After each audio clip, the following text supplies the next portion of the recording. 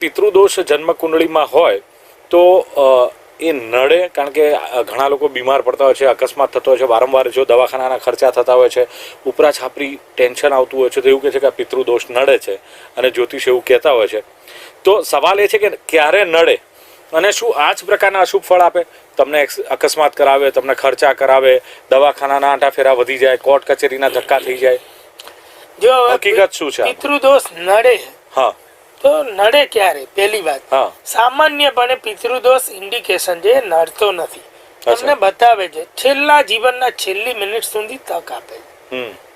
તમે નહીં કરો. પિતૃઓ એટલા દયાળુ, તમે સમજો. એવી રીતે કેમ કે ભાઈ તમામ ચીજ આપણને જે મળી છે ને, જે અત્યારે આ દેહ મળ્યો છે જીવનમાં, અત્યારે આપણે જે છીએ, જમીન જાયદાદ પ્રોપર્ટી કંઈ પણ આપણને મળ્યું છે, તેમાં આપણો કોઈ રોલ નથી. આપણને આપણા પિતૃઓ દ્વારા જ મળ્યું છે.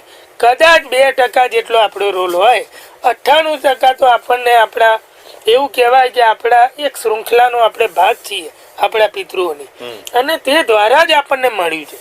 એટલે હવે જો આપણે લઈ લીધું તો તેનું ઋણ અદા ના કરીએ ત્યારે પિતૃદોષ નડે. ચલો ઋણ અદા નથી કર્યું તો પછી ઇન્ડિકેશન આપે, અશુભ ફળ આપે. અશુભ ફળ કેવા આવે?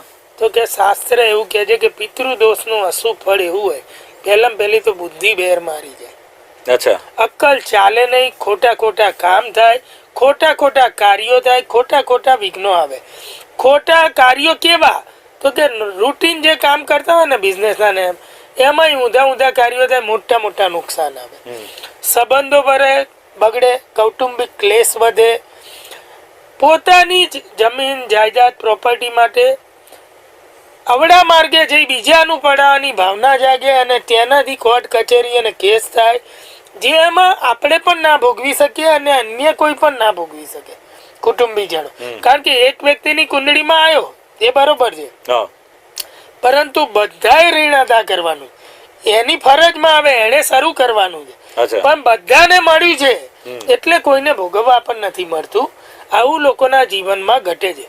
મેં એવા પણ કિસ્સા જોયા છે કે ભાઈ ક સમયે મૃત્યુ થાય, આકસ્મિક આપત્તિઓ આવે, અકસ્માતો આવે, અને ખરેખર એવું હોય છે, આપણે એવું માનીએ છીએ કે ભાઈ જો હવે આ થાય છે એટલે હવે એનો ગેરલાભ લઈ અને જ્યાં ને ત્યાં તમામ કાર્યો ના થાય તેના માટે પિતૃદોષ બતાવી દેવાય છે. એ બિલકુલ ખોટું. આ હું કઉ છું, જે થાય છે હજારો લાખોમાંથી એકાદ જગ્યાએ થાય. બરાબર. તમામ જગ્યાએ વસ્તુ બને છે એવું નથી.